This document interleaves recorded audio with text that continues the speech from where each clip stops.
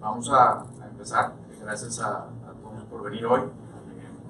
Mi nombre es Carlos Chávez. Hoy vengo a suplir al licenciado Ramiro Villarreal, que es el coordinador de la Comisión de Derecho Inmobiliario de la Barra, del Capítulo Nuevo León. Me pidió que viniera a introducir al licenciado Eduardo Elizondo Santos, que nos va a hablar del tema de la fibra en este módulo fiduciario inmobiliario. Y les comparto la semblanza antes de iniciar. El licenciado Elizondo cuenta con más de 18 años de experiencia como abogado corporativo y transaccional.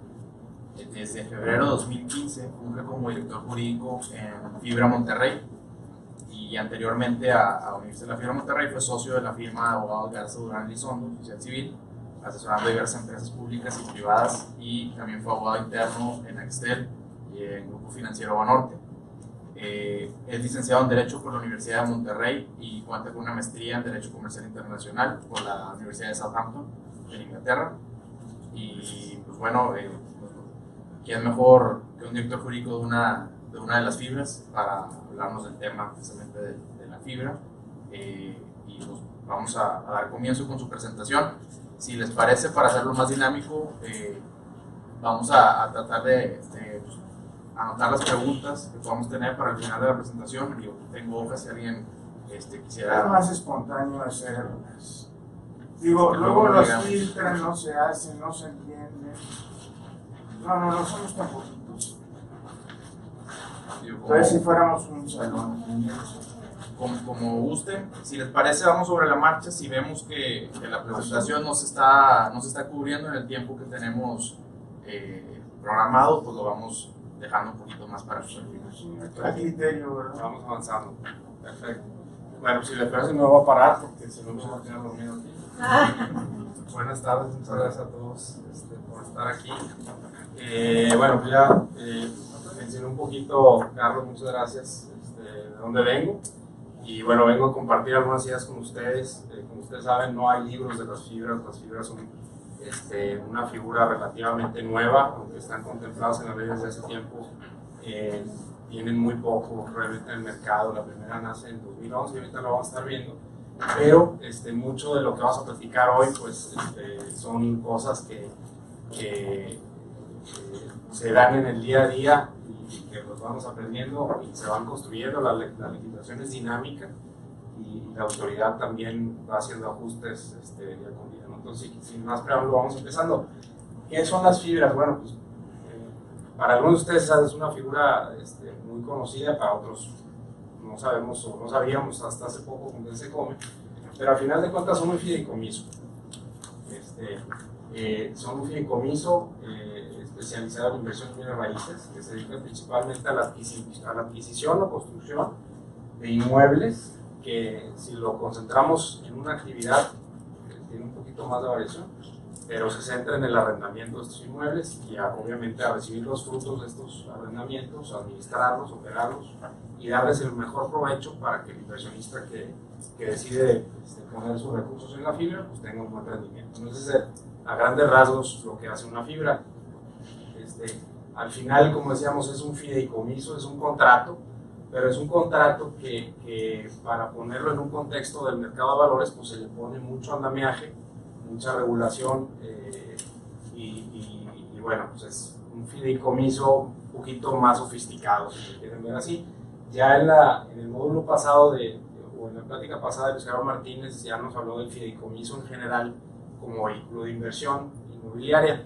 La fibra es un poquito más específica porque hoy en día vamos a hablar de las fibras públicas, que son las que cotizan en bolsa.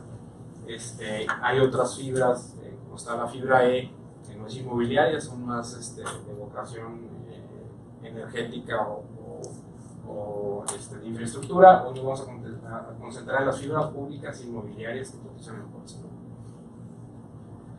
Bueno, principalmente podemos ubicar dos grandes rubros de legislación para las fibras. Está en materia fiscal, aunque esta no es una plática fiscal ni vamos a entrar al detalle en esta, no podemos hablar de las fibras sin entender en términos generales la parte fiscal, porque al final de cuentas el drive de las fibras o mucho de su justificación está en los incentivos fiscales. La legislación la reconoce desde el 2004, anteriormente se hablaba de los artículos 223, 224, 225 por ahí. Hoy en día están en la ley de impuesto sobre la renta en el 187 y 188. El 187 nos va a hablar de los requisitos que se deben cubrir para poder operar con fibra, y el 188 habla más bien de los beneficios fiscales que otorgan las fibras, ¿no? Entonces, como decíamos, su origen se remonta a 2004. Se impulsan algunas reformas a la legislación para fomentar el mercado inmobiliario mexicano, pero se quedaron, esa legislación se quedó ahí, y no se le hizo mucho caso, o no estaba lo suficientemente preparada el andamiaje para la participación de las fibras. Es hasta 2011 cuando surge la primera, que viene siendo fibra 1 o FUNO, que hoy en día es la más grande de las fibras, la que tiene mayores activos, y por mucho es la de mayor tamaño. Más adelante veremos que a pesar de que es la más grande, pues hay cierto matiz que habrá que hacer, o ciertas preguntas que surgen en cuanto a cómo opera fibra 1, pero bueno, esa es otra historia. Entonces, al final de cuentas es la primera fibra, es la más grande y es la que representa la mayor actividad hoy en día, ¿no? Recientemente se creó un gremio de fibras que se llama AMEFibras, Asociación Mexicana de Fibras, que está representada por todas las fibras que están en el mercado mexicano, las fibras inmobiliarias, y la verdad es que la legislación en materia fiscal para las fibras todavía representa muchas dudas, ya cuando se está operando, y la regulación deja mucha duda o algunas cosas de interpretación que no han podido ser resueltas. Entonces, este gremio de la AMEFibras, la tendencia será que se vaya acercando a la autoridad y vaya cerrando todos esos espacios, pero creemos que todavía quedan muchos años, o al menos unos 2, 3, para ir cerrando todas estas dudas, ¿no? Por ejemplo, más adelante vamos a ver los requisitos para hacer fibra y lo que pueden y no pueden hacer, pero algunas de estas dudas surgen, nos dicen, por ejemplo, oye, las fibras tienen que estar invertidas el 70% de los activos en inmuebles, y el 30% restante lo pueden invertir en valores del gobierno federal o en sociedades de inversión de deuda. Pero no queda claro qué pasa con los dólares, porque también en teoría puedes invertir en dólares, pero no existe un vehículo que reúna las características, al menos que están en la legislación fiscal, como para decir voy a invertir aquí y eso lo tengo permitido. La verdad es que en el día a día de la operación, pues las fibras sí tienen sus recursos invertidos en ciertos instrumentos en dólares, pero siempre se tiene la duda de si estamos cumpliendo o no, ¿no? También vamos a ver que las fibras distribuyen el efectivo, lo que nosotros coloquialmente conocemos como el dividendo, lo distribuyen, y esa distribución de efectivo tiene a veces dos componentes, o uno o los dos, ¿no?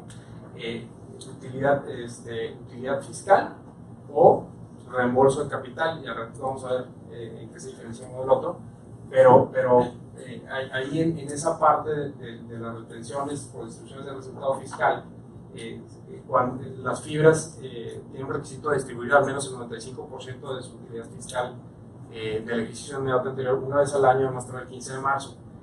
Cuando las fibras, por costumbre, algunas de ellas reparten trimestralmente, pues para tener al inversionista un poquito más incentivado, vamos a decir, más a gusto con el flujo.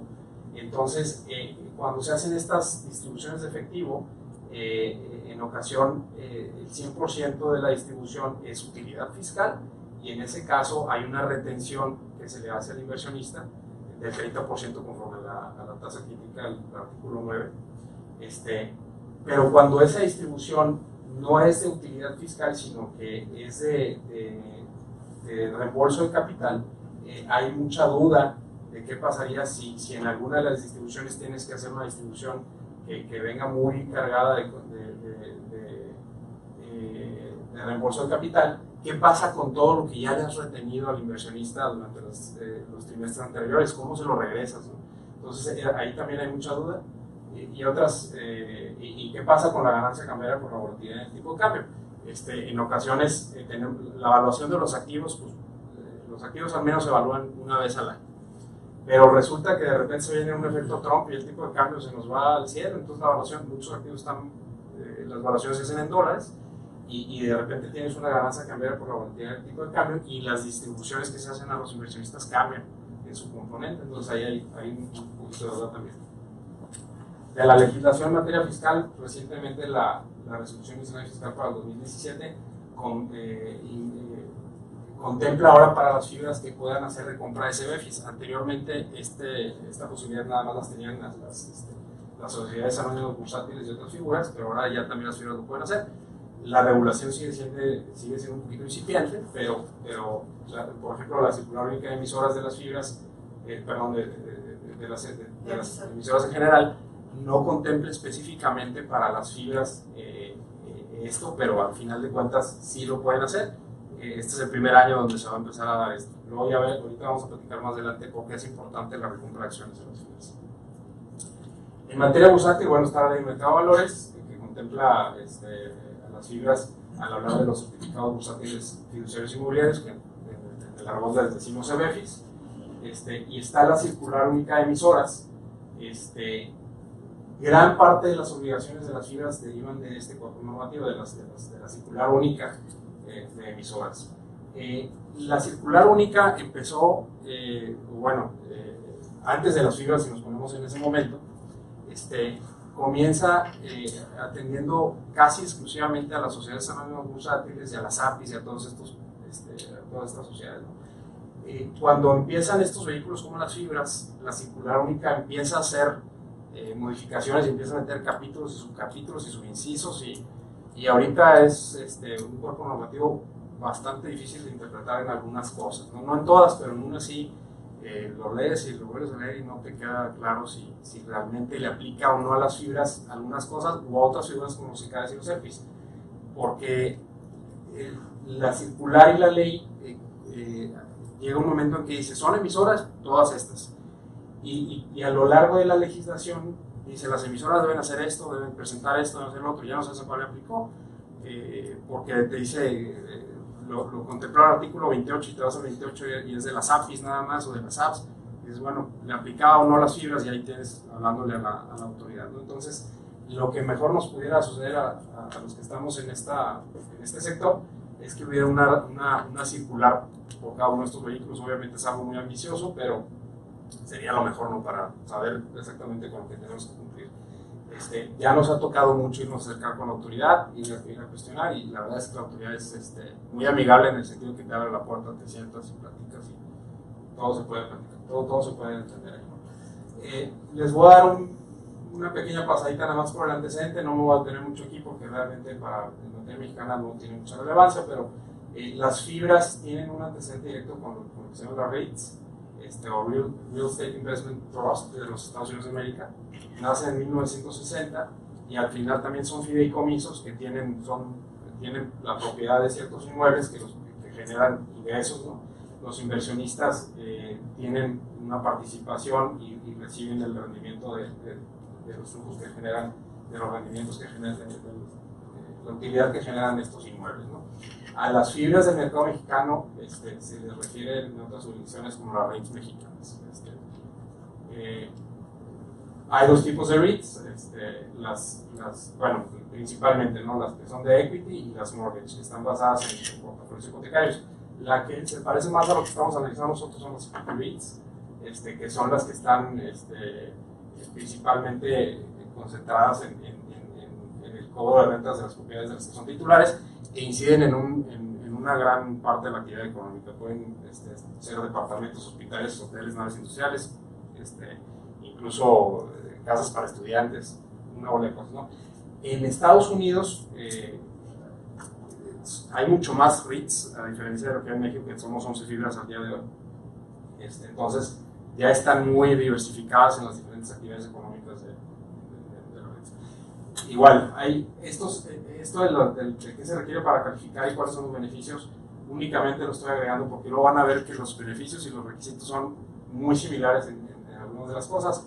Tienen que tener invertido el 75% de sus activos en bienes raíces, el 75% de su ingreso tiene que provenir de las rentas de estos inmuebles, tienen que distribuir al menos el 90% de su ingreso gravable en forma de dividendos, es administrado por un consejo de administración, por un comité técnico, y bueno, pues los requisitos. Los beneficios, casi todos estos encajan perfectamente en la fibra también. Tienen acceso a portafolios de inversión sin necesidad de grandes capitales. Se acercaron estos vehículos de inversión obviamente en las fibras estamos hablando de lo más atractivo del inversionista, pues es el inversionista institucional, las Afores y estos grandes capitales, pero al final de cuentas las fibras y las REITs lo que hicieron fue acercar un vehículo de inversión a la gente de a pie como pues, que pueda, ¿no? Yo, cualquiera de ustedes que quiera invertir, pues puede invertir. No se necesitan grandes capitales, vas a invertir en inmuebles, no eres dueño del inmueble, pero pudiste invertir en un vehículo que a final de cuentas maneja inmuebles, ¿no? Los dividendos o distribuciones son esperados, porque la renta pues de alguna manera se puede prever cuánta renta está cayendo un inmueble dependiendo de la vida del arrendamiento. Hay alta volatilidad de liquidez, se pueden comprar y vender las acciones fácilmente en el mercado, y bueno, las REITs las que son listadas, porque también hay REITs públicas, las listadas tienen una alta regulación, al igual que las fibras mexicanas públicas. Ahora sí, nos vamos a los requisitos para calificar como fibra. Bueno, primero que el fideicomiso, todas las fibras traen de la mano un fideicomiso emisor, y al final este fideicomiso emisor te acompaña durante toda la vida, salvo que lo cambies, pero al final opera contigo en el día a día, y lo comentábamos hace un momento acá en Plática de Café. Casi toda la operación, la entidad administradora o los funcionarios de la fibra, al final de cuentas no le pican y le dan clic a la chequera y mandan los fondos, ¿no? Tienen que tener una comunicación con el fiduciario y le instruyen a que haga ciertas cosas, que comparezca a firmar, que mande un flujo para allá, lo que sea, ¿no? Pero al final el fideicomiso se tiene que constituir conforme a leyes de México. El fin primordial ya lo platicamos, es la adquisición o construcción de bienes inmuebles que se dediquen al arrendamiento. El 70% del patrimonio debe estar invertido en inmuebles y el remanente en valores gubernamentales. Los inmuebles no se deben enajenar antes de 4 años. Esto para darle toda la justificación a los beneficios fiscales que vamos a ver ahorita en el 188. Se le quiere dar una estabilidad al vehículo y al negocio, ¿no? Si nos dieran una autorización para operar con fibras, nos hacemos un portafolio y agarramos la confianza de los inversionistas, nos hacemos un portafolio inmobiliario y al año que entra lo truenas, pues obviamente estás quitándole toda la razón de ser y el beneficio fiscal al vehículo, ¿no? Que la fiduciaria emita CBFIs y que los coloquen en el mercado de valores, que se distribuya una vez al año, a más tardar el 15 de marzo, el 95% del resultado fiscal. Esto es básico, esto es de los elementos más indispensables por la certidumbre que le da al inversionista de que eventualmente va a cobrar su cheque, si lo quieren ver así, ¿no? Y el último de los requisitos es que se encuentre escrito en el registro de fideicomisos dedicados a la adquisición y construcción de bienes inmuebles. Este tema me lo acabo de topar hace un mes, y estuvo chistoso porque estábamos haciendo un análisis de qué tan en cumplimiento estábamos con la legislación y nos topamos con este requisito, ¿no? Entonces, fiscalista, auditor, a ver dónde está esa constancia. Yo me tocó ingresar a Fibra Monterrey a sus inicios, pero no estuve en toda la etapa preoperativa. Me toca entrar justo después de la fuerza pública, ¿no? Entonces, ya después de un par de años dices, bueno, ¿y dónde está este papelito donde yo estoy registrado en este registro de fideicomisos? No existe ese registro al día de hoy. Es un requisito que al final, en la confirmación de criterio, cuando vas con el SAT, cuando ven que reúnes una bola de requisitos, dan por dado ¿no? Pero realmente no existe este registro. Quizás está en un periodo como sucedió en algún momento con el registro electrónico en la Ley General de Asociaciones Mercantiles. Pero bueno, este es el esquema tradicional de las fibras. Tienes un aportante, se buscan sponsors de inmuebles, gente que tiene grandes concentraciones de inmuebles para que los aporten esta fibra.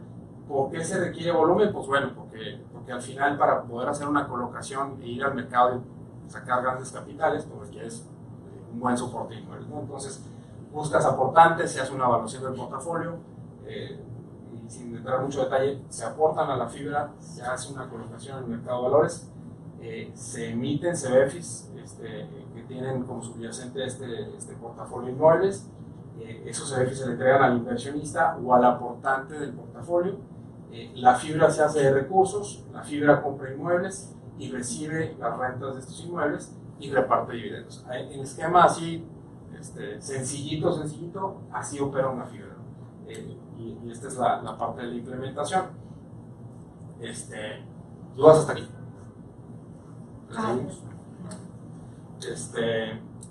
¿Quiénes participan en las emisiones o estructuraciones de las fibras? Bueno, pues como decíamos, un fiduciario, un representante común. ¿Quién es el representante común? Bueno, como en las emisiones de deuda, las fibras también tienen un representante común que representa a la asamblea de tenedores. ¿Quiénes son los tenedores? Los tenedores del certificado del CBFI. El representante común lo que hace es, como su nombre lo dice, representa los intereses de estos tenedores que están dispersos o que son inversionistas y cuando requieren hacer alguna moción o quieren lograr algún objetivo, se acercan a este representante común y se juntan un determinado porcentaje, pues canalizan lo que necesitan hacer. Están los intermediarios colocadores, que prácticamente son los bancos. Los bancos juegan una labor importante porque al final son los promotores y son los que tienen todas estas relaciones de negocios para lograr acercar todos estos grandes capitales a emisiones como lo hacen las fibras. Y los más importantes son los asesores legales, ¿no? Para todos ustedes, en el contexto de esta plática, el asesor legal y fiscal es obviamente indispensable. Se requieren opiniones legales para lograr hacer la colocación. Y bueno, el asesor legal lo que hace, para todos nosotros que nos sirva, pues todo lo que son los documentos y la estructuración y la ida y vuelta del documento a la negociada, el asesor legal es el día a día, ¿no? Y las firmas pueden llegar a cobrar un honorario bastante alto por participar en estos vehículos. También menciono aquí a la Asamblea de Tenedores y el Comité Técnico que al final son los órganos corporativos. ¿Por qué se parece mucho la fibra a una sociedad? Pues bueno, porque al final también tiene un órgano como las sociedades, que son las asambleas, en lugar de ser asambleas de accionistas, son de tenedores, pero al final es el órgano máximo, al igual que en las sociedades mercantiles. Y cuando hay ciertos negocios que exceden de un cierto porcentaje del patrimonio del fideicomiso, hay que llevar la decisión a la asamblea de tenedores. También hay asamblea ordinaria, asamblea extraordinaria, también hay asamblea anual para llevar ciertos asuntos y ciertas cositas ahí que no podemos brincar, ¿no? Y el comité técnico, que no es otra cosa que un consejo de administración, al final de cuentas, pero en el contexto de un fideicomiso. Y ahorita vamos a ver algunos requisitos de esto más adelante. Ahora, el esquema de las fibras tradicional en la parte de operación, dejando a un lado la implementación, ahora la operación. Pues bueno, ¿qué hacen las fibras? Bueno, obtienen ingresos provenientes de los inmuebles que rentan. Busca invertir en inmuebles estabilizados con expectativas de ingresos a largo plazo. Esto es importante porque luego vamos a ver que hay otras figuras como los ECAES o los ERPIs que no invierten en proyectos estabilizados, sino que son proyectos de financiamiento de inversión. Financiamiento de proyectos, perdón. Entonces, obtienen ingresos provenientes del arrendamiento de inmuebles. Con esos ingresos pagan gastos de operación y administración de los inmuebles, principalmente los seguros, los gastos operativos y el predial. Y bueno, una bola de cosas más, ¿no? Para operar, obviamente, cuando hablamos de los operativos, pues están, si contratas un prestador de servicios que te den una asesoría en X cosa, pues ahí va todo eso. Y luego al final, ya que cobró, pagó todo esto, pues está, ¿qué le quedó de utilidad? Pues esa utilidad la distribuye a los inversionistas al menos una vez al año por ley, pero en la práctica normalmente 4 veces al año en forma trimestral. El 95% del resultado fiscal, algunas distribuyen efectivo en forma trimestral, el resultado fiscal, lo que decía hace rato, ¿no? Resultado fiscal o reembolso de capital, que eso va a ser muy importante para el tema del cálculo de la ganancia en algunos casos, para el pago del ICR en caso de que se ahorita lo vamos a platicar un poquito más adelante.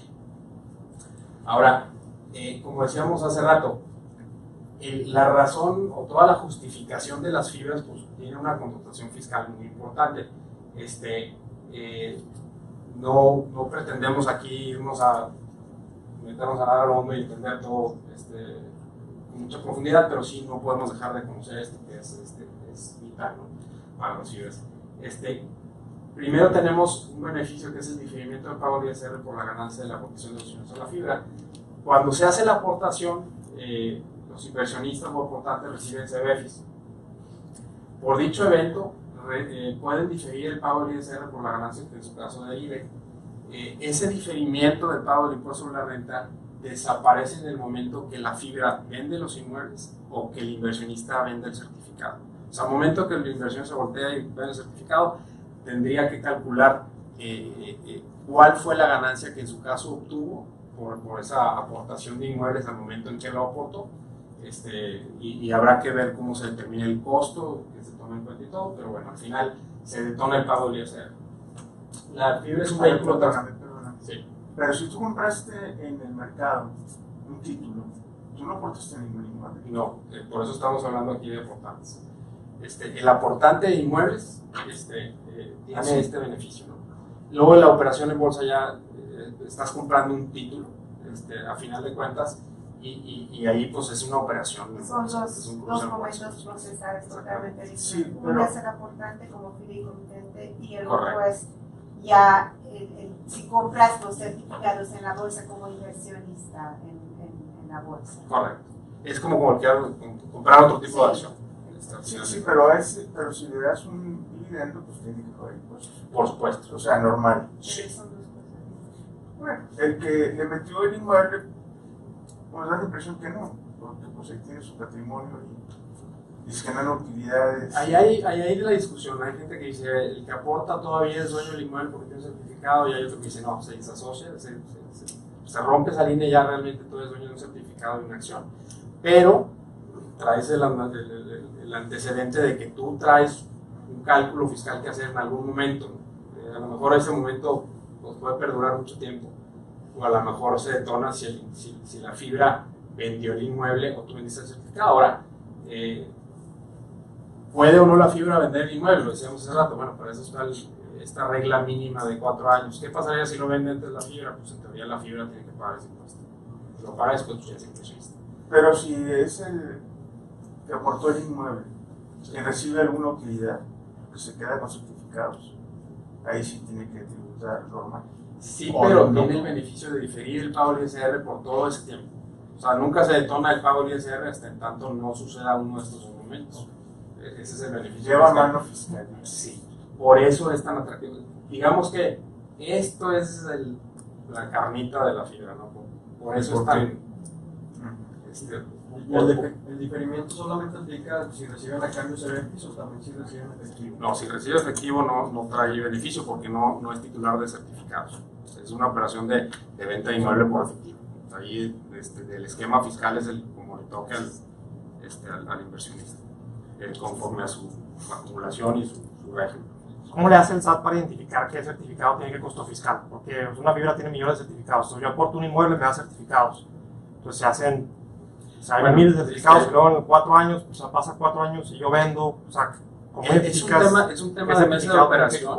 Es un tema de mesa de operación. Ya hace poquito nos metimos en una discusión de ese tipo porque hicimos una operación donde quedaba duda de cuál era el monto y al final de cuentas cuando se hacen las transferencias de CBFIs, las casas de bolsa que participan o los intermediarios financieros, cuando cruzan la operación sí le ponen se adquirió a este costo. Entonces se lleva un track record del momento y entonces si tú compraste un certificado a 11.28 y luego resulta que lo vendiste en 12, pues tú tendrás una obligación de tener un contador que te haga todo ese cálculo de a cuánto lo compraste y a cuánto lo vendiste. Si eres persona física y es una operación en bolsa, pues a lo mejor está exenta del pago de impuesto, pero pero la ganancia de capital está exenta, ¿no? Para una persona que... Para personas físicas, sí, en bolsa. En bolsa, Sí. sí. Y para extranjeros que no tengan establecimiento permanente en México también. Pero una ganancia de capital por una aportación de inmueble, sí se graba. Sí, con estas reglas.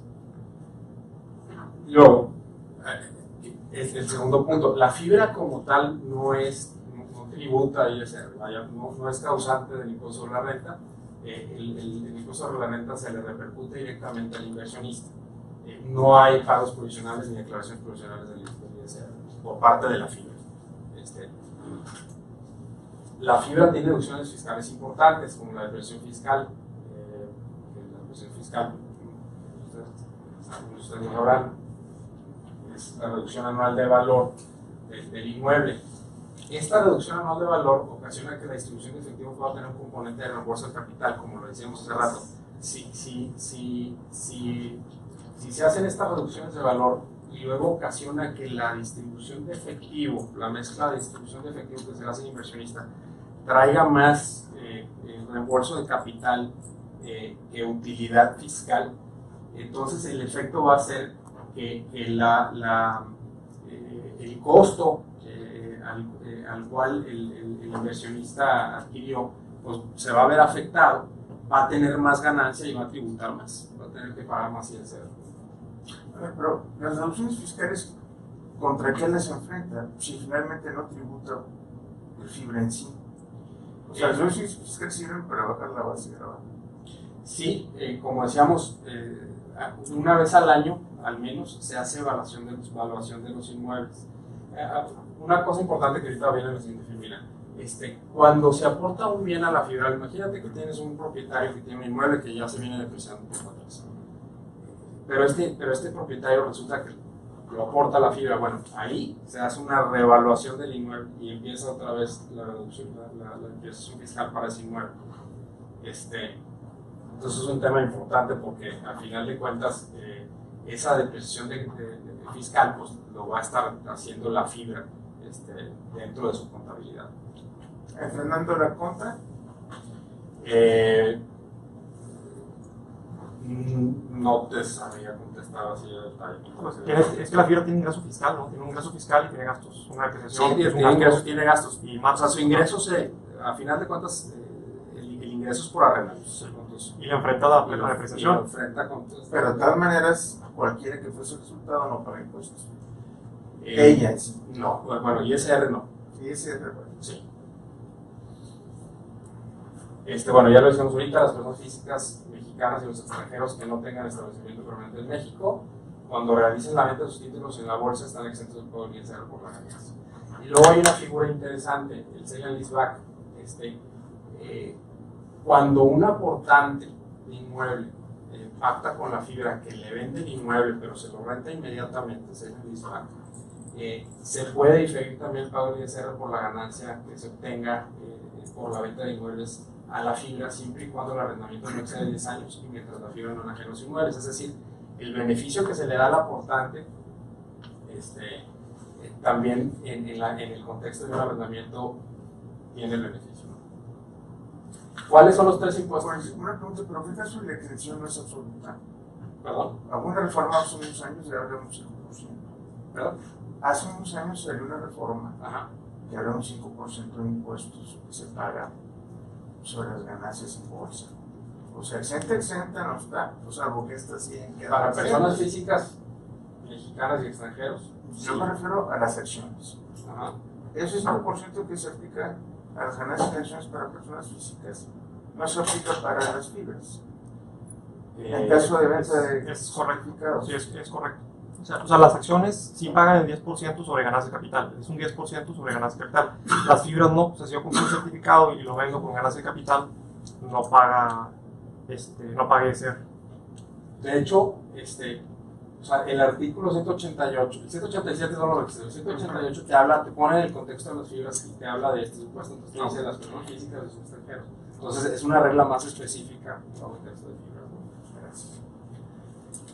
Particularidades y ventajas importantes, que al final esto viene de la mano del fiscal, ¿no? Pero bueno, permite financiar activos mediante emisión y colocación de servicios a través de la Bolsa Mexicana de Valores. Como decíamos hace rato, el mercado de valores y la autoridad acercó esta plataforma en el contexto de los inmuebles, poniendo todas estas estructuras para que pudiéramos lograr el acceso a grandes capitales. Dado que únicamente invierten activos destinados al arrendamiento, los flujos son predecibles, no es un negocio especulativo. El negocio de las fibras es lo que le llaman coloquialmente el negocio de abuelitas, ¿no? No es especulativo, ya se tiene una expectativa de cuál va a ser el ingreso de las rentas y por lo tanto el inversionista tiene una cierta certeza de que va a tener un retorno de X, ¿no? Más o menos, ¿qué es el rendimiento trimestral? Más o bueno, te hablaría del rendimiento que están dando ahorita, anda en el 8, 9. ¿Anual? Se anda moviendo, sí, más o menos. Y ahorita vamos a ver un poquito de cómo se estructuran las transacciones y cómo se ve, qué tiene que ser la fibra para lograr ese rendimiento. Pero sí, más o menos 8, 9. Por encima de la inversión tradicional bancaria, vamos a decir así, o del bono soberano. De otra manera no tendríamos No, negocio. claro que no. Pues 8, 9 sería un 15, un 17, ¿no? Porque Ya, eso por matemáticas. encima del bono soberano. No, el No, bono es 2. No, el bono soberano que es 7.24. 7, más o menos 7. Por eso, y esto es arriba de. 2 puntos arriba del bono. 2 puntos arriba del bono más o menos. 2 puntos. Sí. O sea, 9 más o menos es lo Pero esperado. digamos que casi asegurado, garantizado. Sí, En con cambio mucha... de otro tipo de inversiones donde es más especulativo. Correcto. Ahora, hay unas fibras, ahorita vamos a ver cuáles son las fibras que están en el mercado, hay unas fibras que no han sido tan exitosas y que el rendimiento anda más abajo, o porque su ejecución en las transacciones y el tiempo que tiene dinero en caja no ha sido el mejor uso y viene otro tipo de rendimiento, pero bueno, ahorita lo vemos. Bueno, ya dijimos que las distribuciones de efectivo son atractivas, están por encima de la inversión tradicional. Algunas fibras hoy en día son de nicho, hay unas que son específicamente hoteleras, y hay otras que traen ahí una mezcla, pero bueno, la tendencia es que las fibras se empiecen a especializar. Esta cifra de los 250,000 millones de pesos en activos, hay literatura que habla de más, incluso de 300,000 millones de pesos en activos. La conservadora son los 250,000, por eso no es que otra cifra, pero hay grandes capitales en el sector. Es un vehículo relativamente nuevo y su crecimiento está lejos de estar agotado. Mucha gente ha platicado, oye, ¿será un boom? ¿No será un boom? Pues bueno, ciertamente sí es un boom, yo creo que sí lo es, pero no es un boom del cual creamos que se vaya a agotar pronto. Yo creo que es una figura muy nueva y le queda mucho todavía. El cambio de manos de la propiedad privada en México, estos vehículos lo vinieron a sacar y creemos que queda mucha vida, ¿no? También se habla también, por ejemplo, hace rato mencionábamos a Fibra 1 y decíamos, oye, pues esta es gigante, ¿no? ¿Qué pasa si esta truena? Pues sí, ciertamente le hace un bufete, ¿no?, al sector y a lo mejor a la confianza que pudieran tener los inversionistas en las fibras. No soy contador, pero bueno, al final de cuentas están reguladas por norma internacional IFRS por ser empresas públicas. El principal activo del balance son los inmuebles que bajo IFRS se clasifican como propiedades de inversión. Ya dijimos que una vez al año se realizan avalúos y a lo mejor con más frecuencia si hubiera cambios en las condiciones de los avalúos. Otros beneficios, acceso a recursos de inversionistas institucionales. Este es básico, ¿no? Porque acerca a las AFORES a través de las distintas CIEFORES que tiene permitido o no invertir en ciertos vehículos. Las fibras son uno de los cuales pueden invertir. Las fibras tienen una administración profesional especializada. El tema de la administración, si es interna o externa, es muy relevante. Ahorita vamos a platicar por qué. Diversifican el riesgo. ¿Qué pasa con las fibras privadas, por ejemplo? Y ahorita lo vamos a platicar más adelante, pero las fibras públicas, el inversionista invierte y tiene un título y al final de cuentas ese título representa una inversión en un mundo de inmuebles, un portafolio de inmuebles. Entonces, truena un inmueble o no cobra la renta de ese inmueble y realmente el impacto es nulo al inversionista porque tiene inversión diversificada, ¿no? Lo que no pasa en otras estructuras como las fibras privadas. Hay una relativa facilidad de ir al mercado a comprar o vender CBFIs, dependiendo de la bursátilidad del título. En el caso, por ejemplo, de la fibra de nosotros, aún no es muy bursátil, es muy joven, no tiene mucha bursátilidad. ¿Qué pasa?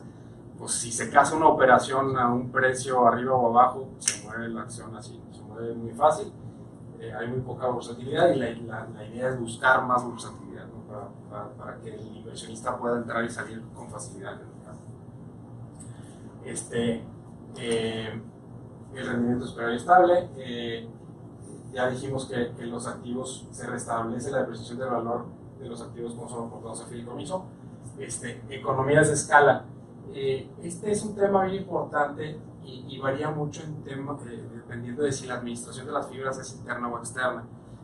Las fibras internamente administradas tienen su staff y su administración y sus funcionarios dentro de la propia fibra o dentro de un vehículo controlado por la fibra. En el caso de nosotros así es. Yo soy empleado de la administradora de la fibra y al final somos el staff que hacemos todo a cambio de un sueldo, que no llevamos una comisión por colocar o por vender o por comprar inmuebles, ¿no? La fibra externa, por el contrario, tiene la administración separada del cascarón y normalmente tienen una bola de comisiones, ahorita lo vamos a ver, y eso pudiera desincentivar o pudiera causar que los intereses del inversionista y del administrador no estén alineados. ¿Y por qué se le evalúa el punto intermedio ahí, los activos? Es lo que decíamos hace rato, al momento de aportar los inmuebles a la fibra, si un aportante tenía un inmueble y lo venía depreciando con el tiempo, al aportarlo a la fibra se le vuelve a asignar un valor y entonces la fibra lo puede depreciar. ¿Un valor de mercado? Sí, un valor de mercado y al final empieza esa depreciación del nuevo. Es un beneficio para nosotros. Activa la economía. ¿Por qué activa la economía? Porque al final facilita el cambio de manos de los inmuebles, que por muchos años los propietarios de los inmuebles se aferran al inmueble y no se quieren deshacer de él porque al final a la gente le gusta ver algo físico a qué aferrarse. Y con el tema de las fibras, pues bueno, facilita y da confianza a que puedas al final estar cobrando una renta como si fuera tu inmueble, pero ya lo vendiste, ¿no? Y estás recuperando un rendimiento, a lo mejor lo pulverizaste con otros inversionistas, pero al final te puedes hacer de liquidez y puedes seguir teniendo renta. Son altamente reguladas. Esto brinda seguridad de tranquilidad del inversionista. Hay mucha divulgación, o lo que se conoce como disclosure. Hay reportitis trimestral, mensual, anual. Entonces, la información financiera y de operación de la fibra pues está a la mano del inversionista. Y esto, pues obviamente, los datos dan confianza. Y bueno, la gente pone su dinero ahí. Los activos son selectos y se habla de una calidad de arrendatarios. Obviamente cuando se hace el due diligence del inmueble y que lo vas a traer a la panza del fideicomiso, pues te interesa saber quiénes son tus arrendatarios, qué tanta calidad crediticia tienen o qué tanto cumplen con el pago de la renta, si tienen o no un garante, si tienen una empresa en Estados Unidos que le dé soporte y obviamente los activos tienen que ser escogidos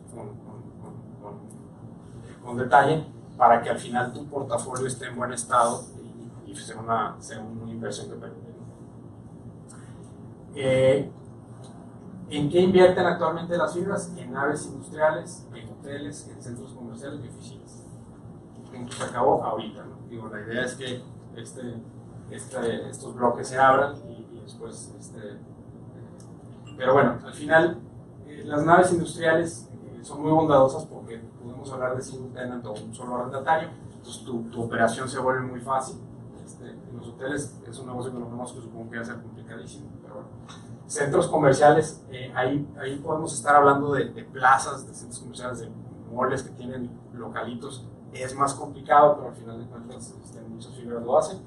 Y el segmento de oficinas, que ahorita en la fibra en la que estoy yo es preponderantemente de oficinas y bueno, pues algunas fibras también lo hacen.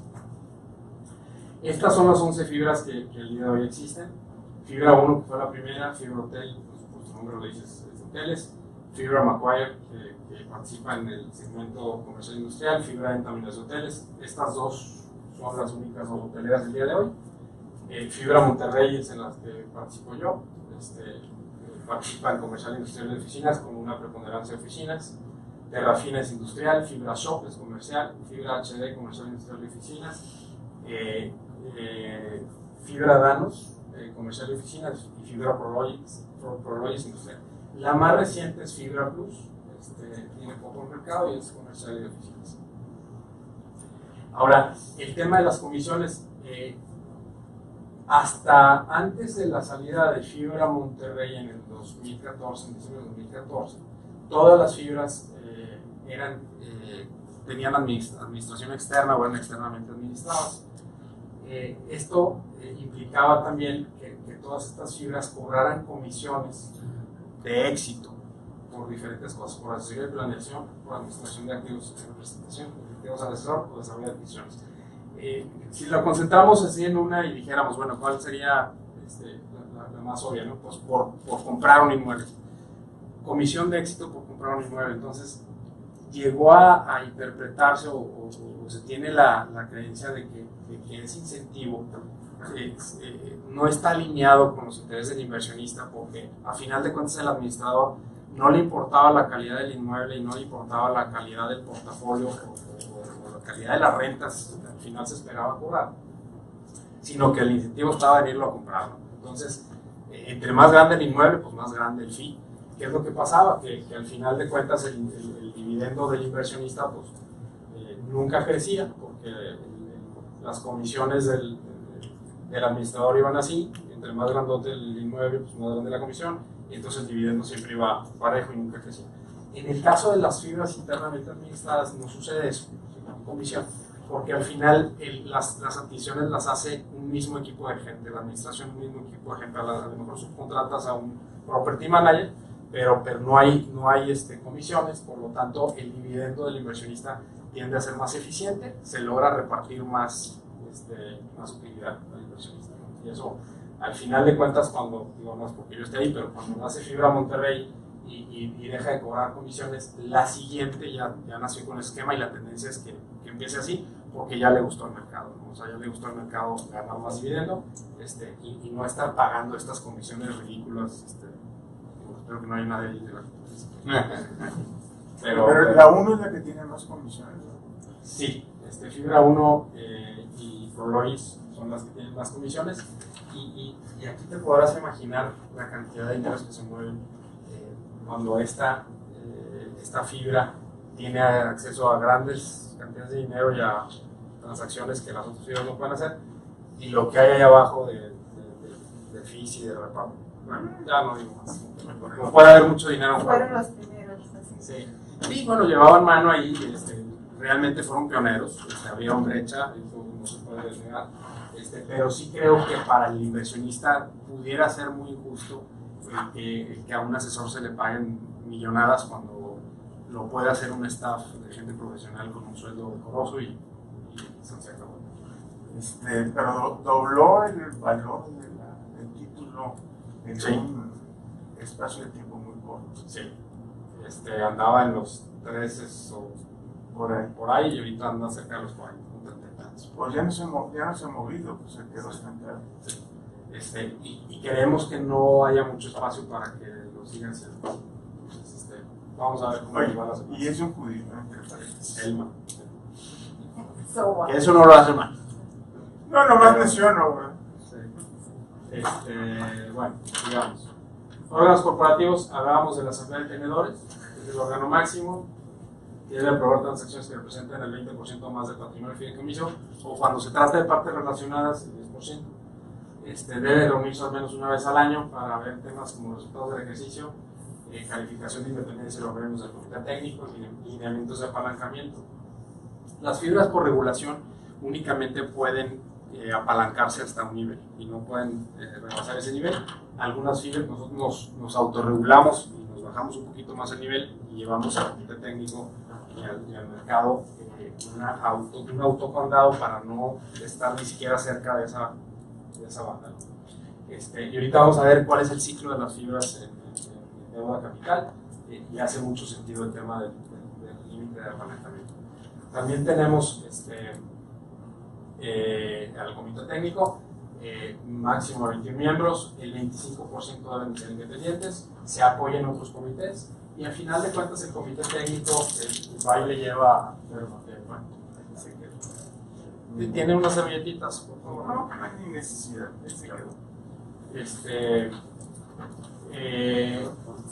El comité técnico, a diferencia de la asamblea, tiene que aprobar transacciones al menos las que representen el 5% más del patrimonio y algunas otras que están ahí conforme a estatutos. Estatutos que la entidad administradora no es un órgano corporativo propiamente, pero a final de cuentas, como trabaja muy de cerca con el comité técnico, pues pudiera considerarse que es un órgano corporativo. Ya hablamos de las internas y las externas que pasan las comisiones. Obligaciones de reportar resultados financieros auditados del ejercicio aprobados por los emprendedores, reportes trimestrales financieros 4 veces al año no auditados, reporte anual del ejercicio en la forma de un prospecto que a final de cuentas es como si fuera un informativo, ¿no? Es una radiografía de la compañía año con año. Publicación de eventos relevantes cuando hay algún evento que se considere que pudiera incidir en el precio de los valores del modelo, se tiene que publicar el mismo día de esa situación y darle información al mercado para que esté debidamente informado y se tomen decisiones de negocios. Revelación de contratación de instrumentos financieros derivados. En el caso de nosotros no tenemos permitido contratación de instrumentos derivados que fueran especulativos, únicamente podemos hacer para coberturas de tasa o de moneda.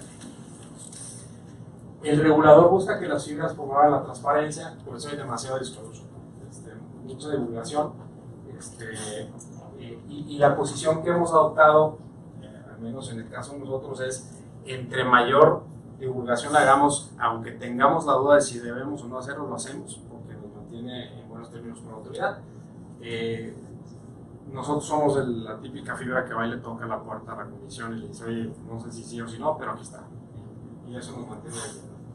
Las adquisiciones inmuebles que excedan de cierto monto no están a salvo del tema de COFESE. A final de cuentas, las adquisiciones de inmuebles también por concentración tienen que ir a algunas con monto COFESE y se pide autorización o no objeción, y este proceso puede tomar tampoco un mes y medio, lo menos, un mes nos tomó, pero en la parte de inmuebles es muy difícil hablar de concentraciones y por eso COFESE en tema de concentraciones en la parte de inmuebles es más rápido que si fueran otro tipo de transacciones. En otras transacciones, fusiones o otro tipo de transacciones pudiera llevar pues, hasta 6 meses, no sé. También hay otra, en diciembre del 2015 se introdujo una figura que intentó asimilar un fenómeno de las sociedades anónimas bursátiles a las fibras, que son las reestructuras societarias. Las transacciones de las fibras, llámese adquisiciones de inmuebles principalmente, que es lo que más hacen, que excedan de cierto monto, en este caso el 25% de las ventas, ahorita voy a entrar en ese detalle, tienen que publicar un folleto informativo por estructura societaria como si se tratara precisamente de una estructura societaria, y resalto societaria porque no somos una sociedad. Pero al final de cuentas esto lo que ha hecho es encarecer la operación de las fibras. Tenemos que traer de la mano al auditor para todas estas operaciones y hacer un panfletito ahí muy financiero con información pro forma de cómo se comporta la fibra con esta transacción dentro y con esta transacción fuera, ¿no? Este tema del 25% de las ventas, si se van a la circular única van a ver que el supuesto habla de activos o de ventas. En el caso de las fibras, la interpretación que le pusimos dar es que las ventas son las rentas, entonces no vendemos otras cosas, unas rentas, ¿no? Entonces el 25% de las ventas del ejercicio anterior, la verdad es que es un monto muy bajo, porque la verdad no es equiparable el monto que vale un inmueble a las ventas que captan, ¿no? Entonces cuando hablas del 25% de las ventas, te lleva a que cualquier transacción que esté por encima, en el caso de nosotros, por ejemplo, que tenemos un market cap más o menos de 7.000, 8.000 millones de pesos, transacciones que estén por encima de 100 millones de pesos, ya caen en este supuesto y hay que ir a hacer una bola de cosas, ¿no?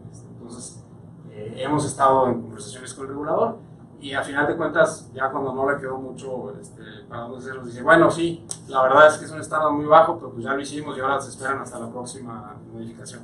Entonces, así se quedó. Fenómeno curioso porque Fibra 1 se sale del radar, porque es tan grande que sus ventas ahí sí representan un estándar muy alto, entonces puede hacer muchas transacciones sin hacer el folleto informativo y se va por abajo del radar.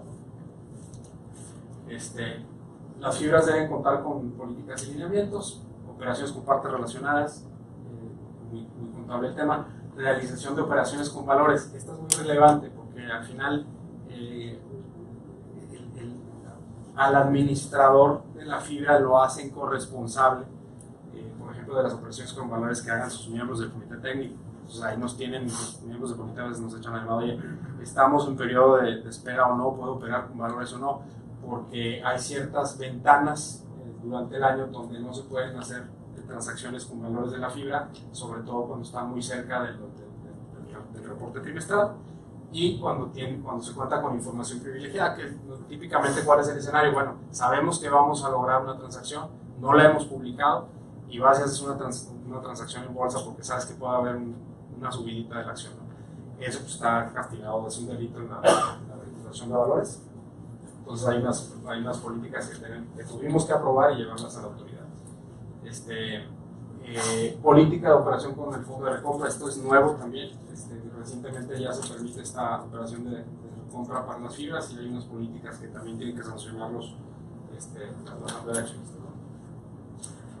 Este es un flujo típico que yo sé que no se ve hasta atrás, pero por eso aquí también lo describí. Es un flujo típico de que involucra una adquisición de inmuebles para una fibra.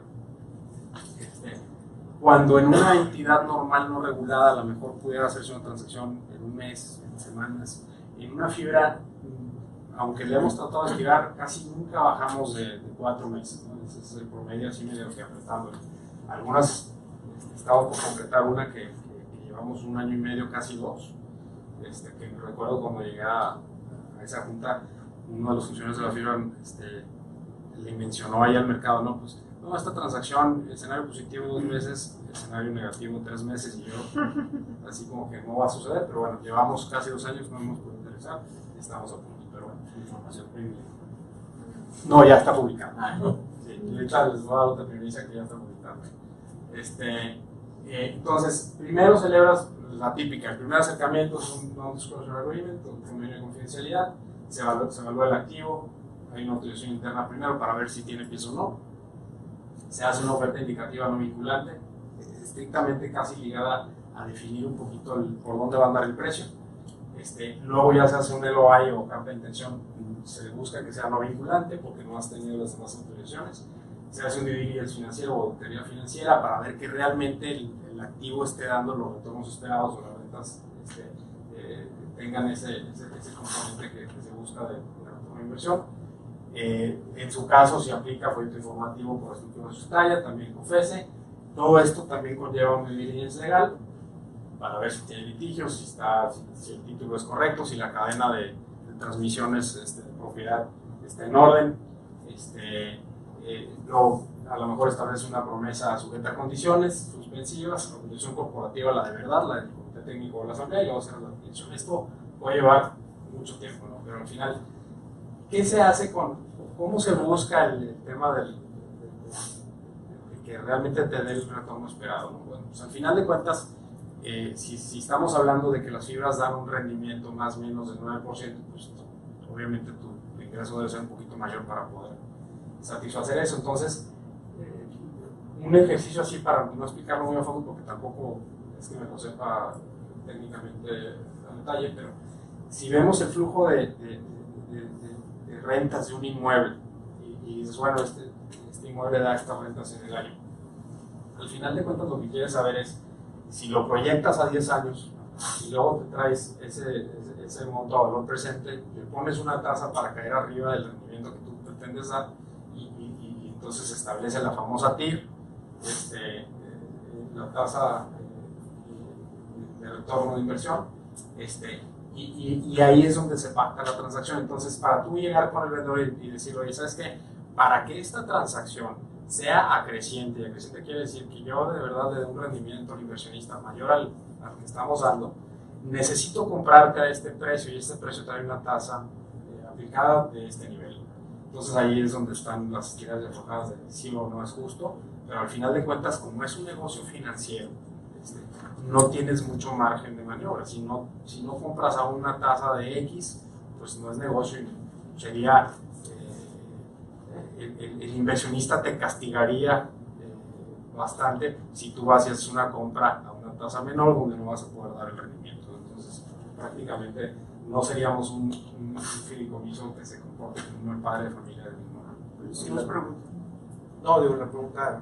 Si la transacción es de las del arriba del 25%, que te ponen este requisito de hacer el folleto, ¿qué tanto te entorpece el tiempo? Pues mira, la primera vez fue una explosión en la nariz porque nadie lo tenía en radar y fue una modificación a la circular única de emisoras que sacaron el 31 de diciembre del 2015, si mal no recuerdo, y ya traíamos una transacción caminada. Entonces nos aplicó el supuesto y tuvimos que meter ahí la caballada a todo vapor en Navidad y el año nuevo, y al final de cuentas nos acercamos a la autoridad, se les explicó y salió bien. Pero el tiempo típico más o menos que te toma, y es un tiempo más que se recarga en el auditor que checa todos los proformas, más o menos un mes, 3 semanas, un mes es lo que anda tomando más. Pero obviamente ya todo este proceso pues lo vas ajustando para que los tiempos puedan correr en paralelo y no sea uno obstáculo del otro. Entonces vas corriendo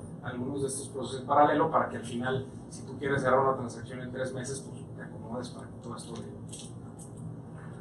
Lo del DD, ¿qué era? Due diligence, perdón, auditoría corporativa, auditoría legal corporativa o financiera.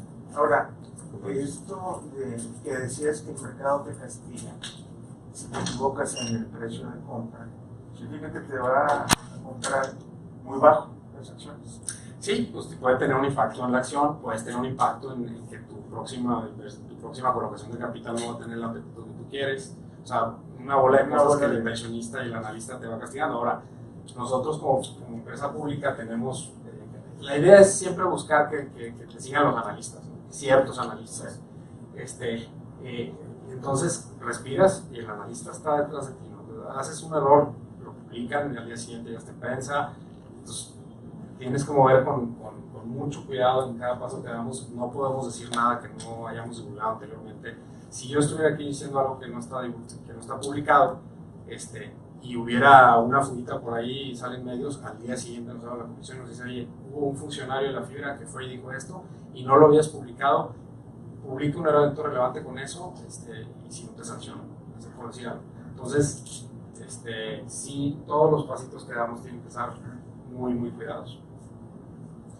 Este es el flujo o el esquema de crecimiento de las fibras, ¿no? Bueno, la fibra normalmente crece de 2 maneras, ¿no? Va creciendo con capital, con deuda. Ya una vez que salió, ya se hizo inmuebles, ya tiene una base de un portafolio de inmuebles. Con ese portafolio de inmuebles puede hacerse de deuda, puede apalancarse, puede apalancar los inmuebles y los de garantía, se hace de líneas de crédito, vuelve a comprar inmuebles, llega un momento en que va topando su nivel de apalancamiento, y la manera de darle la vuelta, bueno, pues obviamente cuando agarras deuda y compras inmuebles, pues ya también creciste el tamaño de la fibra, pero tienes que hacer una colocación de capital, colocas capital, vuelves a comprar inmuebles, creciste la fibra, ya se abrió tu banda del apalancamiento, vuelve a hacer lo mismo. Entonces es un círculo que sigues haciendo durante la vida de la fibra que pareciera ser perenne, ¿no? Pues dices que los rendimientos principalmente vienen de las rentas, Sí. pero al final de cuentas, para que la fibra crezca tiene que haber mucha compraventa de inmuebles. La bursatilidad es uno de los esquemas de crecimiento, pero si nosotros replicamos esto por mucho tiempo, la verdad es que los inversionistas, sobre todo Afores, son manos firmes. Buy and hold, compran el título y ahí se estacionan y no. Por eso no es tan bueno que tengas tanto inversionista institucional, porque la tendencia de esos títulos es que no se muevan. Entonces lo que tú buscas es tener un componente inversionista institucional y tener otro buen bloque de acciones flotadas en el mercado, que haya más bursatilización, porque eso lo que genera es que haya más confianza para el inversionista, que puede salir y entrar fácil al mercado. Si yo como persona física tengo títulos de la fibra, pero voy y los quiero vender y nadie me los compra, pues hijo, a lo mejor no compro esos títulos. Pero el mercado secundario ya no afecta mucho, no sabemos de que haya nuevas emisiones. Sí, pero al final de cuentas, como te digo, contratas deuda, luego tienes inmuebles, te apalancaste para poder tener más palanca, colocas capital y ahí te la vas llevando y al final de cuentas la fibra crece y no has crecido bursatilidad. Entonces, digamos que lo atractivo de que el mercado secundario sea bursátil, que sea muy bursátil la acción, bueno, el certificado, es para que nuevas emisiones, para captar más, sea por un inversionista, Es que haya más inversiones. Para un inversionista es un plus que la acción sea líquida, pues. O sea, que tú puedas entrar y salir al mercado rápido. También el precio, o sea, la fluctuación del Sí. precio creo yo que es otro componente muy importante. Este es el sabor del mercado Correcto. bursátil, ¿sí? Porque si no hay entonces a ti te compras súper bien un título por 5 pesos, pero que quieres que en 2 semanas valga 15, ¿no? Y si no funciona el mercado, no vas a comprar ni por 5. Depende Ahora, del perfil de inversión. Ahora, las fibras son muy estables en el sentido que el rendimiento siempre es bueno y la acción no tiende a moverse demasiado. Obviamente, entre más bursátil sea y más líquida, pues se puede mover más fácil, pero ahorita, como les decía, si tú tienes una acción que no es bursátil, un título que no es bursátil, y alguien chorrea la acción, como dicen por ahí, y va y caza una operación, truena el título a un precio bajo, pues la acción se mueve, o sea, con un respiro se mueve muy fácil la acción, lo cual no quiere las fibras. Eso va a ser muy trascendente con el tema de la recompra de acciones por las fibras, porque ahí pueden entrar los asesores financieros y ecualizar esas operaciones en bolsa poniendo posturas contrarias, siempre y cuando la contraparte no sea la propia fibra o uno de sus funcionarios. A ver, vamos con una pregunta.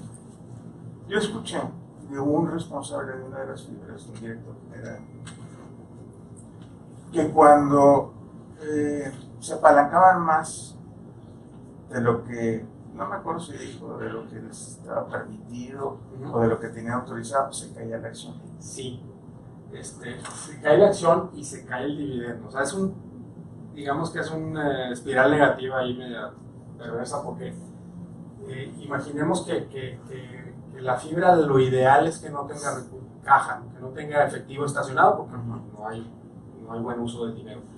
Si yo voy jalo más recursos de los que necesito y luego no despliego ese dinero, pues le estoy pegando al dividendo. O sea, en lugar de tener el dinero bien invertido y captando una buena renta, lo tengo en CETES o qué sé yo, en una inversión que no te da ese retorno, y entonces en automático el dividendo y la acción empiezan a afectarse.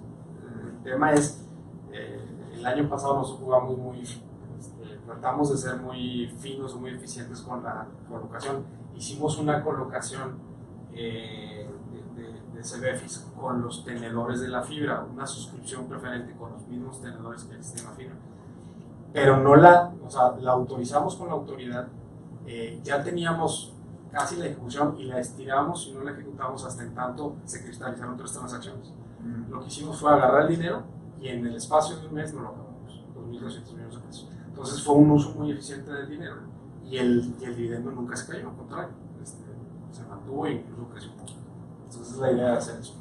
Una pregunta, ¿cómo es la palanca de las fibras? O sea, tú tienes una regulación que es un 50% sí. ¿de qué? O sea, tu deuda es un 50% patrimonio del fideicomiso. Del patrimonio del fideicomiso. Sí, al final de cuentas tú tienes un enterprise value que son los activos, las propiedades de inversión. Y en base a eso, y esa es una parte muy técnica que hay mucho debate, hay muchos que hablan del patrimonio del fideicomiso y hay otros que hablan de del capital contable y empiezan a decir, bueno, no, es que es el patrimonio. Bueno, ¿qué es el patrimonio? ¿Es el capital contable o qué es el patrimonio? Y hay una discusión, pero al final de cuentas sí, o sea, la relación es 50%.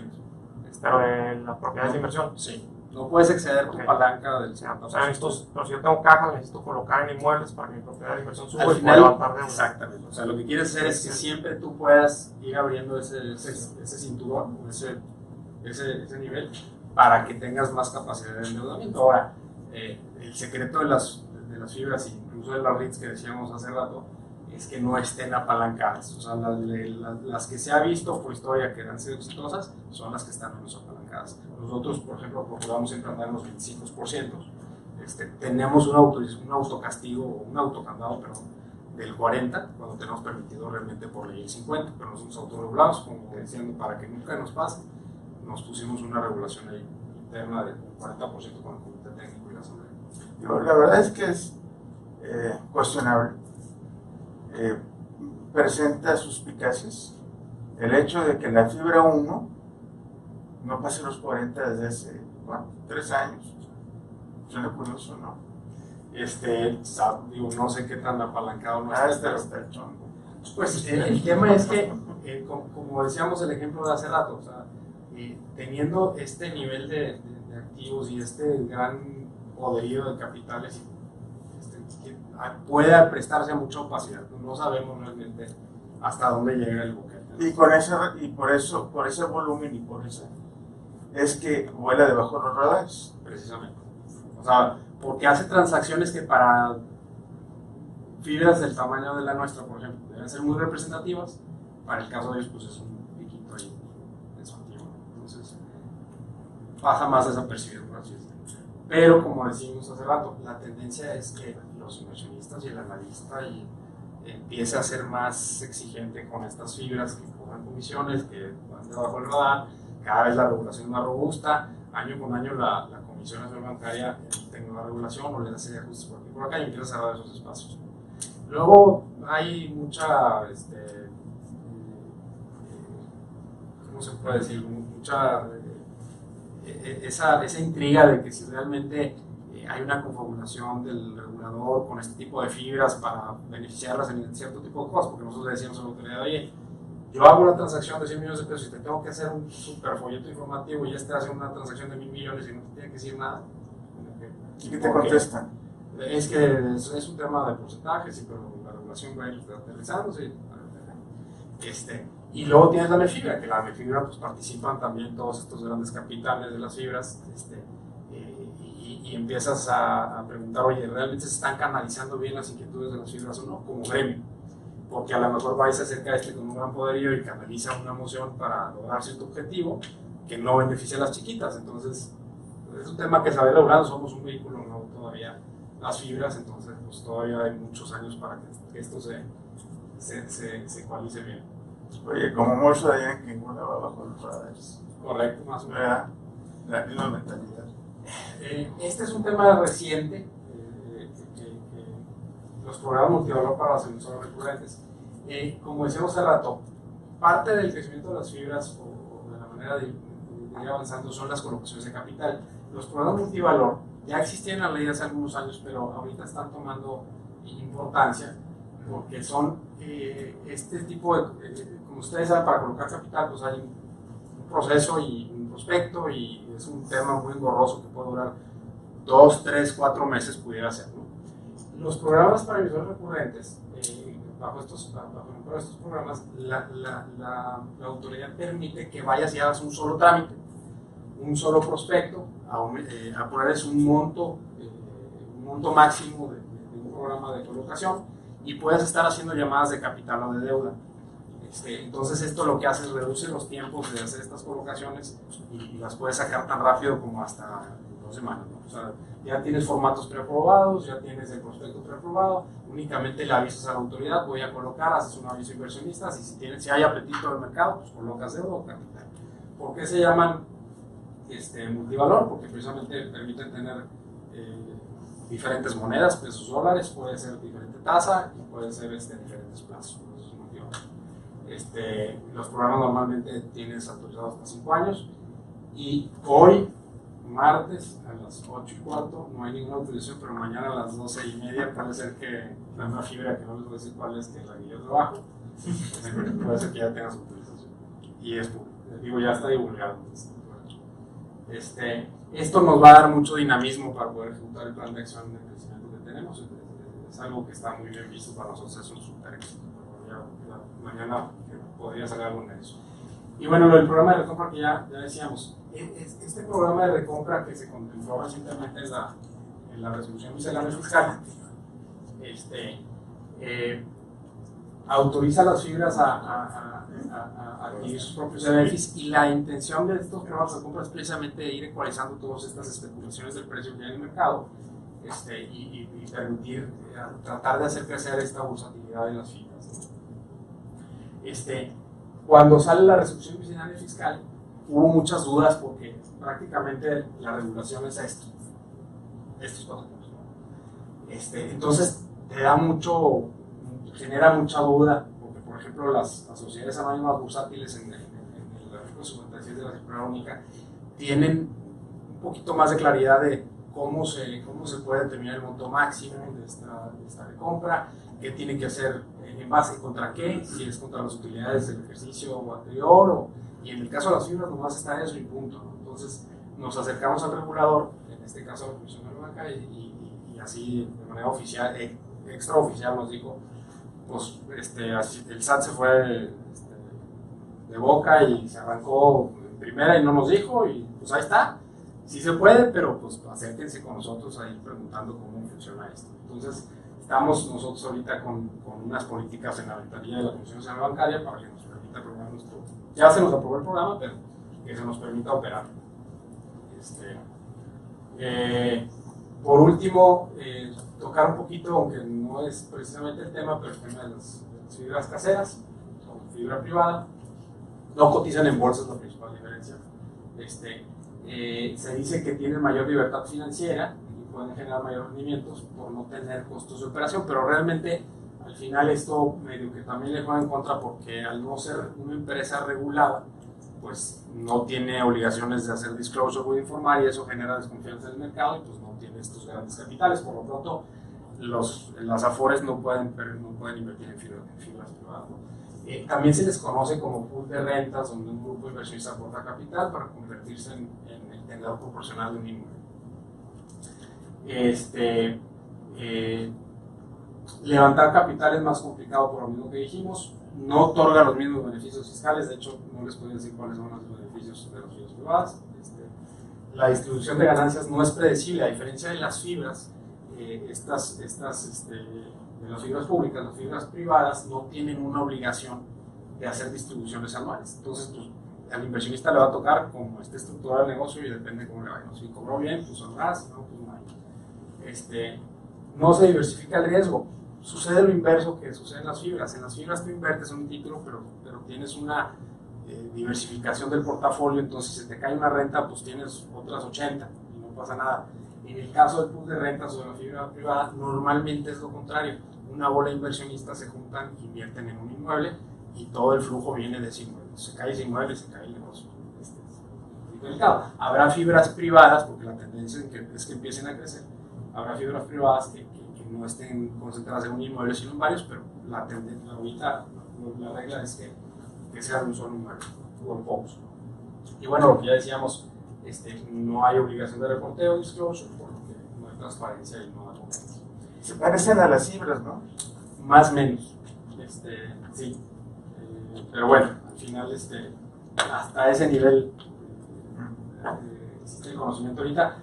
Hay un poquito de literatura si te metes allá a investigarle, pero estos son los puntos así básicos de las fibras privadas. Hay uno que otro proyecto aquí en San Pedro que es fibra privada y se ostenta como fibra al final, pero pues no deja de ser privada. Ya esto no es materia de estudio, pero bueno, al final no quería dejar de mencionárselos. Hay figuras afines como el SECADE, el CERPI, que son Project Finance o financiamiento de proyectos de infraestructura. El SECADE es nada más para AFORES, ¿verdad? Sí. Sí, ¿verdad? Sí. Nada más para. En cambio, el CERPI sí puede tener.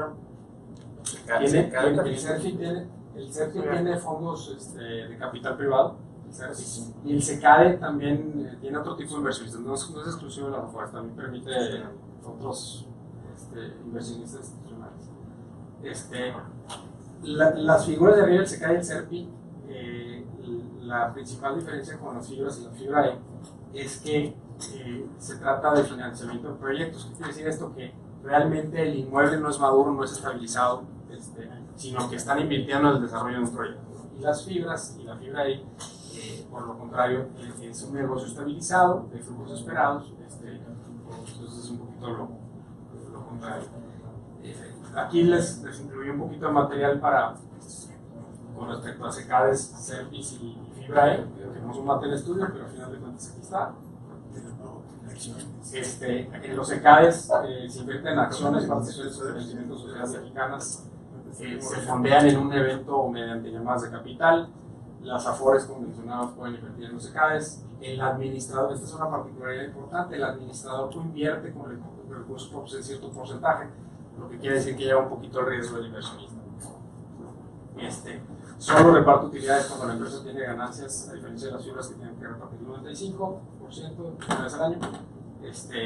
Invierten en proyectos de infraestructura, activos financieros, bienes raíces, capital privado, emprendedor y energía. Estos son los ECAES. Los SERPIs son muy parecidos a los ECAES, pero tienen mucho mayor libertad de operación. Se empodera un poquito al administrador para que tome decisiones de riesgo con mayor agilidad y no tiene que andar pidiendo permisos en ciertos montos, ¿no? A grandes rasgos.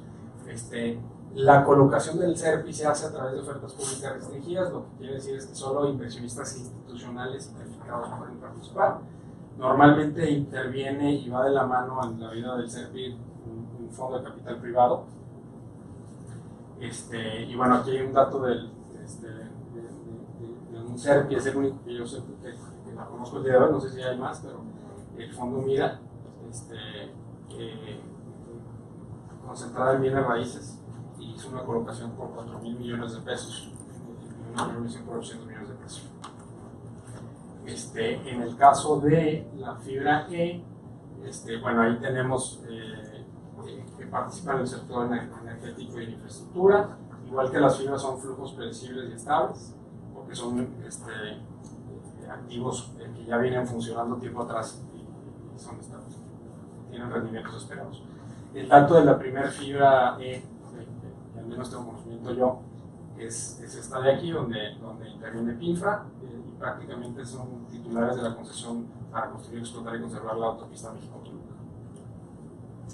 En el caso de la fibra E, lo que se aporta al fideicomiso no es el activo, en las fibras se aporta el activo al fideicomiso, acá se aportan las acciones de la empresa que se está fomentando, vamos a decirlo así.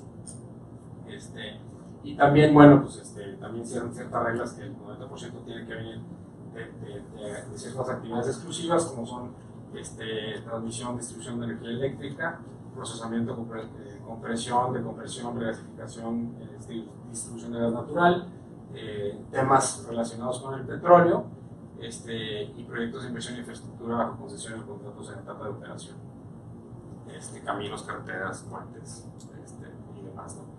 Y a grandes rasgos, pues esta es la información de las fibras. No sé si tienen alguna pregunta que les pueda contestar. Si quieren el material, con mucho gusto se los puedo compartir. No necesitaría sus datos, con mucho gusto se los comparto. Espero haya sido, yo sé que es mucha información, pero créanme que era el doble de la fibra, y contando lo más que pude, pero no había manera de entender la fibra si no se tocan los aspectos fiscales, los beneficios, un poquito comparar con otras figuras, todo. Es mucha información que digerir, pero despacito, si les comparto la presentación, quizás sea más fácil. Muchas gracias. Muchas gracias a todos ustedes. Muchas gracias, Eduardo, y a nombre de la barra te damos un reconocimiento por la participación y por la presentación. Muchísimas gracias. Gracias, Caruana. Gracias.